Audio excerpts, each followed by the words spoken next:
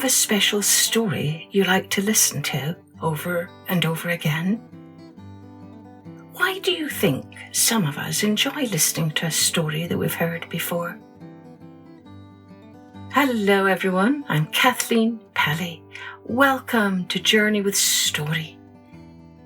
I'm sure that nearly all of you can name some story that you do enjoy hearing over and over again. It might well be a fairy tale like Cinderella or Goldilocks and the Three Bears, or maybe it's just a lesser known story that you enjoy listening to. Perhaps the reason many of us like listening to a story again is that it's kind of comforting to know who the characters are and even to know the ending. Well, I hope you enjoy this week's Encore story.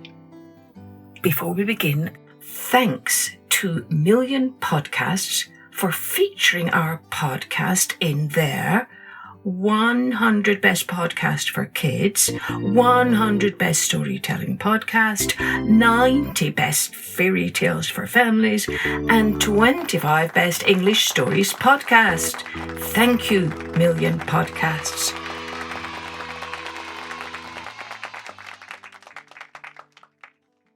Now, let's take a journey with Why the Eagle Defends Americans. Many, many moons before the white man came, a little Indian boy was left all alone in the woods. It was back in the days when animals and men understood each other better than they do now. An old mother bear found the little Indian boy. She felt very sorry for him, and she told the boy not to cry, for she would take him home with her. She had a nice wigwam in the hollow of a big tree.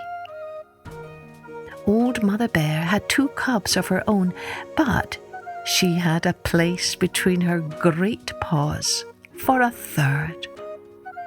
So she took the little papoose and she hugged him warm and close. She fed him as she did her own little cubs. Over time, the boy grew strong. He was very happy with his adopted mother and brothers. They had a warm lodge in the hollow of the great tree. As they grew older, Mother Bear found for them all the honey and nuts that they could eat.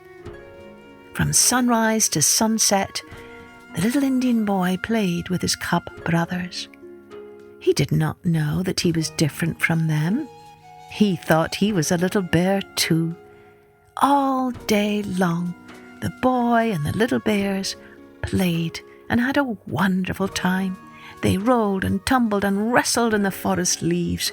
They chased one another up and down the bare tree.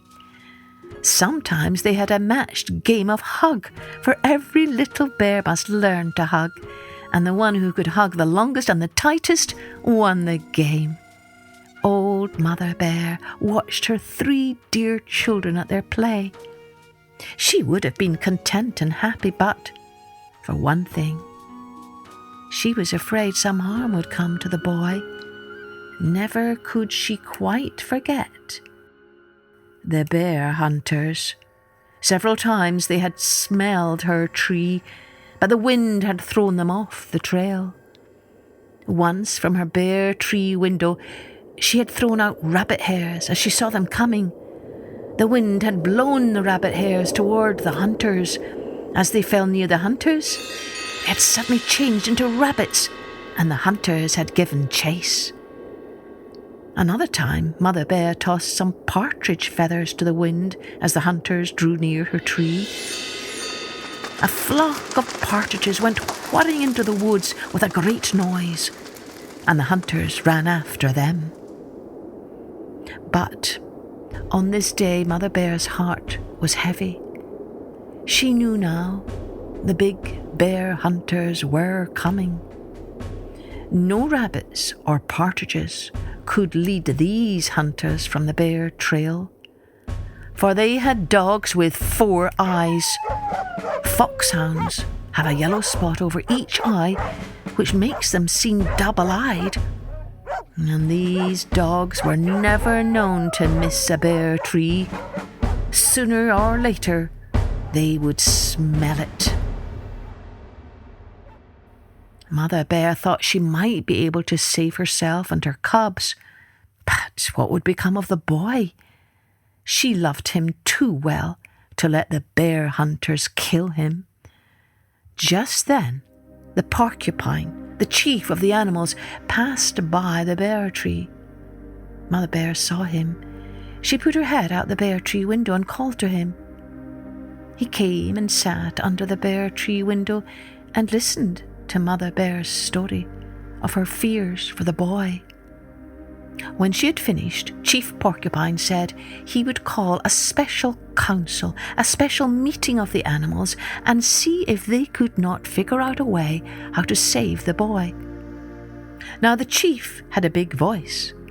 As soon as he raised his voice, even the animals away on the longest trails heard him. They ran at once and gathered under the council tree. There was a loud roar and a great flapping of wings, for the birds came too. Chief Porcupine told them about the fears of Mother Bear and of the danger to the boy. "Now," said the chief, "which one of you will take the boy and save him from the bear hunters?" It happened that some animals were present that were jealous of man. These animals had held more than one secret council to plan how they could do away with man. They said he was becoming too powerful. He knew all they knew, and more. The beaver did not like man because men could build better houses than he. The fox said that man had stolen his cunning and could now outwit him. The wolf and the panther objected to man because he could conceal himself and spring without warning. The raccoon said that man was more daring and could climb higher than he. The deer complained that man could outrun him. So when Chief Porcupine asked who would take the boy and care for him, each of these animals in turn said that he would gladly do so. Mother Bear sat by and listened as each offered to take care of the boy. She did not say anything, but she was thinking hard for a bear. At last she spoke. To the beaver she said, "You cannot take the boy. You will drown him on the way to your lodge." To the fox she said, "You cannot take him. You would teach him to cheat and steal while pretending to be a friend. Neither can the wolf or the panther have him, for they are counting on having something good to eat. You, deer, lost your upper teeth for eating human flesh, and you too, you have no home, you are a tramp. And you, raccoon, I cannot trust, for you would coax him to climb so high that he would fall and die. No, none of you can have the boy."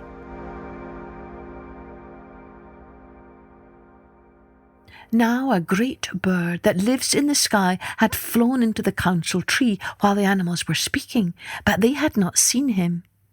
When Mother Bear had spoken, this wise old eagle flew down and said, "Give the boy to me, Mother Bear. No bird is so swift and strong as the eagle. I will protect him. On my great wings, I will bear him far away from the bear hunters. I will take him to the wigwam of an Indian friend, where a little Indian boy is wanted." Mother Bear looked into the eagle's keen eyes. She saw that he could see far. Then she said, "Take him, eagle. I trust him to you. I know you will protect the boy." The eagle spread wide his great wings. Mother Bear placed the boy on his back, and away they soared, far from the meeting in the woods. The eagle left the boy as he had promised, at the door of a wigwam where a little Indian boy was wanted. This was the first young American to be saved by an American eagle. The boy grew to be a noble chief and a great hunter. No hunter could hit a bear trail so soon as he, for he knew just where and how to find the bear trees. But never was he known to cut down a bear tree or to kill a bear. However, many were the wolf, panther, and deer skins that hung in his lodge. The hunter's wife sat and made warm coats from the fox and beaver skins which the hunter father brought in from the chase. But never was the hunter, or his wife, or his children ever seen to wear a bear skin coat. For somewhere, deep, deep down, in the place where wisdom grows, they knew they owed their lives to the kindness and compassion of a mother bear.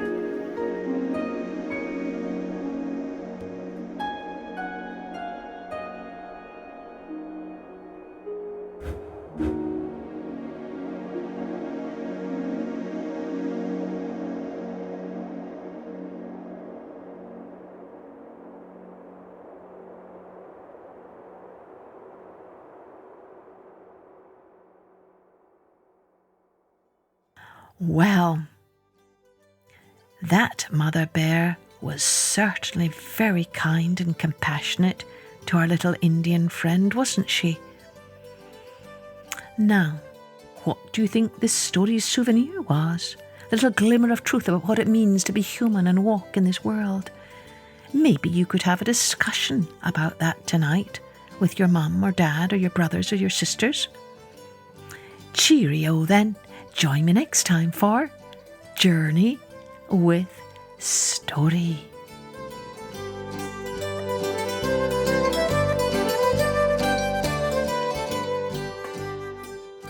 Music and post-production was by Colette Jonas.